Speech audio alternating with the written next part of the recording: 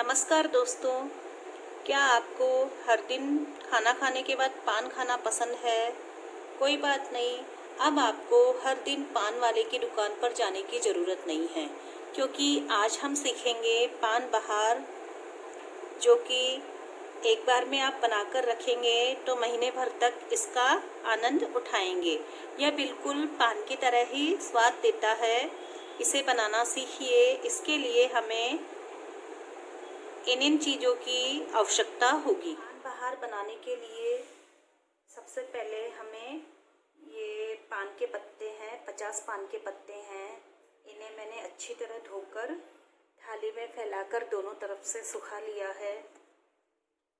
ये मीठे पान के पत्ते हैं। यदि आप चाहें तो मद्रासी पान के पत्ते भी आते हैं बाज़ार में, वो भी आप लेकर आ सकते हैं। और यदि आपको एक साथ इतना अधिक मात्रा में नहीं बनाना है तो आप 20 पान के पत्तों का भी बना सकते हैं। पान के पत्तों को हमने धोकर सुखा लिया है। पान के पत्तों के ऊपर लगाने के लिए हमें कत्था और चूना लिया है मैंने। ये चूना इस तरह से पाउच आता है, ये इस तरह से लिक्विड चूना है, जिसे मैंने पानी में आधे बाउल पानी में निकाल लिया है और घोल लिया है। इस तरह से ये जो चूना है, आपको चूने का पानी इस तरह तैयार करना है।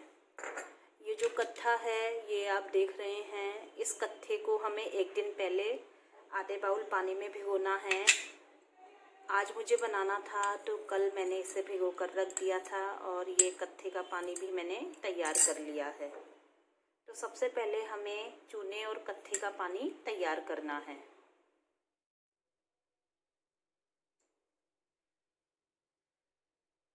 पान के पत्ते, कत्था और चूना, इसके अलावा हमें पान बहार बनाने के लिए निम्न सामग्री की आवश्यकता होगी। 100 ग्राम लेंगे हम खजूर की सुपारी। यह बहुत सॉफ्ट होती है और इससे पान बहार का स्वाद बहुत बढ़िया बनता है। 100 ग्राम ली है मैंने सौंफ, जो कि हम किचन में काम लेते हैं। ध्यान आपको यह रखना है कि सौंफ बिल्कुल साफ़ सुथरी होनी चाहिए।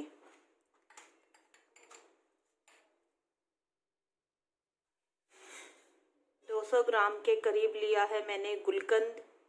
यदि आप डायबिटीज के पेशेंट हैं तो गुलकंद को आप छोड़ भी सकते हैं और इसकी मात्रा को कम या ज़्यादा भी कर सकते हैं। 50 ग्राम ली है मैंने धनिया दाल। 20 ग्राम के करीब ली है मैंने सिकी हुई सुपारी, या करीब 20-25 मैंने हरी इलायची ली है। आंवला और बेल का मिक्सचर होता है, जो कि चूर्ण के रूप में होता है। ये पान की चटनी है, पान के फ्लेवर को बहुत बढ़िया बनाती है। यह इस तरीके की पैकिंग में आती है, लेकिन यह पूरी यूज नहीं होगी। इसमें करीब हमें 1 चम्मच इसे यूज करनी है। यह पान का फ्लेवर है। यदि आप चाहते हैं तो इसे स्किप भी कर सकते हैं और चाहे तो डाल भी सकते हैं। यह इस तरह से एसेंस के रूप में आता है, लिक्विड के रूप में आता है। इसकी केवल हमें 1-2 बूंद ही टपकानी है। करीब 10-15 मैंने केसर के रेशे लिए हैं, ये आप देखिए। और यह है पिपरमेंट। पिपरमेंट की मात्रा हमें ज़्यादा नहीं लेनी है, क्योंकि पिपरमेंट बहुत ठंडा रहता है और जैसे ही हम पान बहार खाएंगे तो हमारा मुंह बिल्कुल ठंडा हो जाता है। इसलिए यह करीब मैंने 20 रुपये का पिपरमेंट लिया है। और जब भी आप बाज़ार से पिपरमेंट लेकर आएँ, इसे किसी ठंडी जगह पर ही स्टोर करके रखें, क्योंकि गर्मी में यह पिघल जाता है। सबसे पहले ये पान का पत्ता आपको लेना है, जो अच्छी तरह सूख गया है। इसे उल्टी तरफ से हमें ये जो कत्थे का पानी हमने तैयार किया है, ये इसे फैलाकर लगाना है। इस तरह से आपको हर पान के पत्ते पर हमें ये कत्थे का पानी लगा कर इसे थोड़ी देर के लिए खुला रखना है ताकि यह पानी सूख जाए। ये आप देखिए, ये जो मेरे 50 पान के पत्ते हैं, इन पर मैं ये कत्थे का पानी लगा लगा कर थाली में फैलाती जाऊंगी ताकि ये सूख जाएगा। हैं सभी पान के पत्तों के पीछे की तरफ मैंने कत्थे का पानी लगा दिया है। कत्थे का पानी लगाने के बाद हमारा पान का पत्ता कुछ इस तरह से दिखाई देगा। अब इस पर मैं चूने का पानी लगाऊंगी। कत्था लगाने के बाद हर पान के पत्ते पर पीछे की तरफ कत्थे के ऊपर मैं चूने का पानी लगाऊंगी और चूने का पानी लगाकर हम इन्हें फैला देंगे ताकि ये सूख जाए। ये हमारे सभी पान कत्था और चूने का पानी लगकर तैयार हैं। देखिए कुछ इस तरह से आपको दिखेंगे।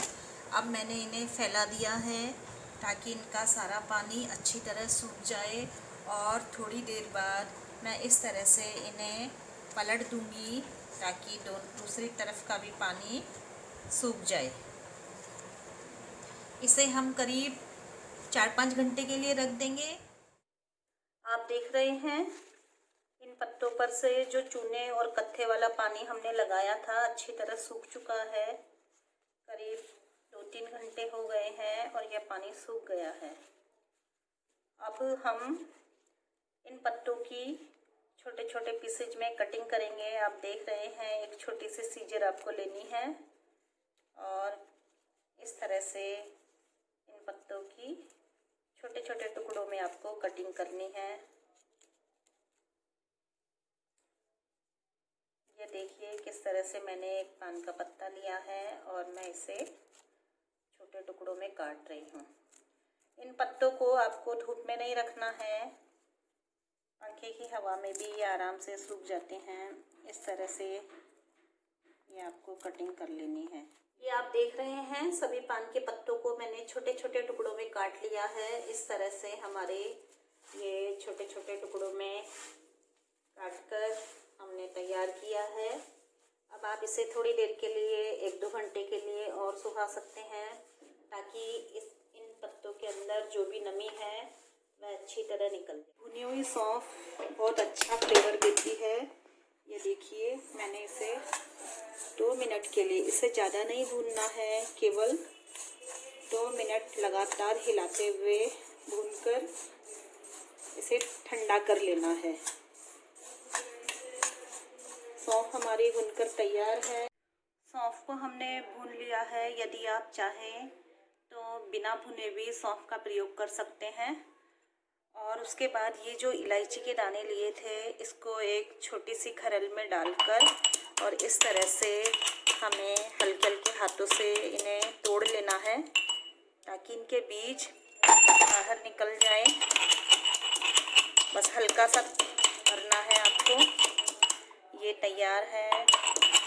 इलायची के जो बीज हैं वह आसानी से निकल जाएंगे। इस तरह से मैंने तोड़ा है। ये बीज हमें अलग कर लेने हैं।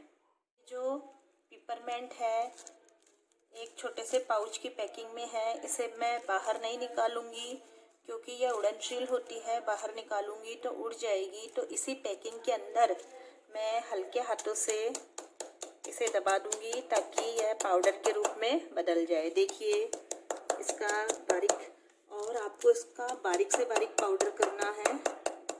ये देखिए ये पूरा पिपरमेंट है, बिल्कुल पिस गया है। ये पान के पत्ते अच्छी तरह सूख चुके हैं। ये देखिए कितनी अच्छी तरह सूख गए हैं। अब इसमें मैं ये सौंफ जो हमने भून कर रखी है यह सौंफ डाल रही हूँ। अब इसमें ये जो खजूर वाली सुपारी है वो इसमें डालेंगे। ये धनिया दाल, यदि आप चाहें तो इसे छोड़ भी सकते हैं।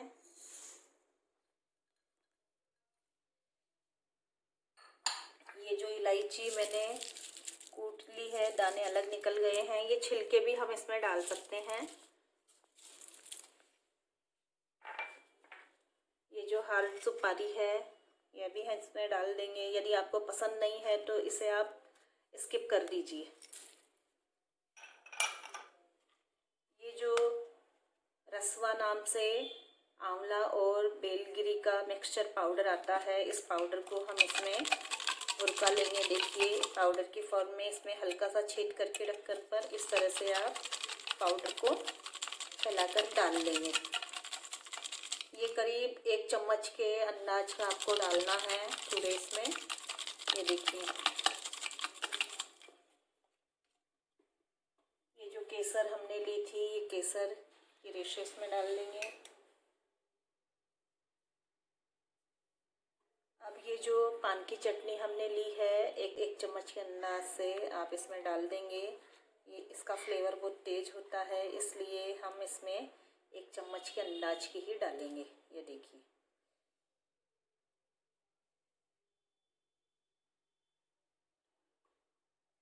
बंद कर 1 मिनट के लिए। तो ये जो गुलकंद मैंने करीब 200 ग्राम के आसपास गुलकंद लिया था, यह मैं इसमें डाल दूंगी। आप चाहे तो इसकी मात्रा कम या ज़्यादा भी रख सकते हैं।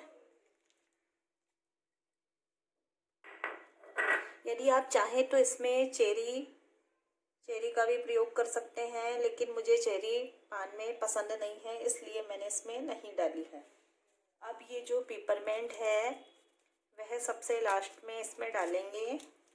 ये देखिए ये पिपरमेंट चारों तरफ फैलाकर डालना है। इस तरह से पिपरमेंट को मैंने फैला दिया है। ये जो पान का एसेंस है, इसकी केवल 1 बूंद आपको इसमें टपकानी है। अब इस सारे मिश्रण को हाथों से अच्छे से मिक्स करना है। हाथों से मिक्स करना इसलिए ज़रूरी है ताकि ये जो पिपरमेंट है ये अच्छी तरह इसमें मिक्स हो जाए। यदि हम चम्मच से मिक्स करेंगे तो हो सकता है कहीं इसके अलग से पाउडर इसका एक ही जगह पर रह जाए, इसलिए ज़रूरी है कि इसे हाथों से अच्छे से मिक्स किया जाए। ये आप देख रहे हैं। यदि आपको लगे गुलकंद की मात्रा कम लग रही है, थोड़ा सूखा सूखा लगे, तो इसमें हम गुलकंद और भी मिला सकते हैं। ये पान बहार है, मैंने अच्छे से इसको अच्छी तरह मिक्स कर दिया है और अब मैं इसे किसी भी कंटेनर में भर दूंगी। कंटेनर में आपको तुरंत भरना है क्योंकि जो पिपरमेंट है वह उड़नशील होता है, तो आप इसके मात्रा के अनुसार किसी बड़े से कंटेनर में इसको भर कर रख सकते हैं। ये आप देखिए मैंने इस तरह से इसे भर दिया है। और आपको ध्यान ये रखना है, जो आप डेली खाएंगे उसे आप किसी छोटे कंटेनर में भर कर रखिएगा। इस पान बहार को आप 1 महीने तक फ्रिज के बाहर भी रख सकते हैं, लेकिन यदि आपको 2-3 महीने तक इसे रखना है तो आप इसे फ्रिज में रख दीजिए। और लीजिए तैयार है आपका पान बहार। हर दिन खाने के बाद इसका मज़ा लीजिए। किसी भी पान वाले की दुकान पर जाने की आपको ज़रूरत नहीं है, साथ ही मेहमानों को भी खिलाइए।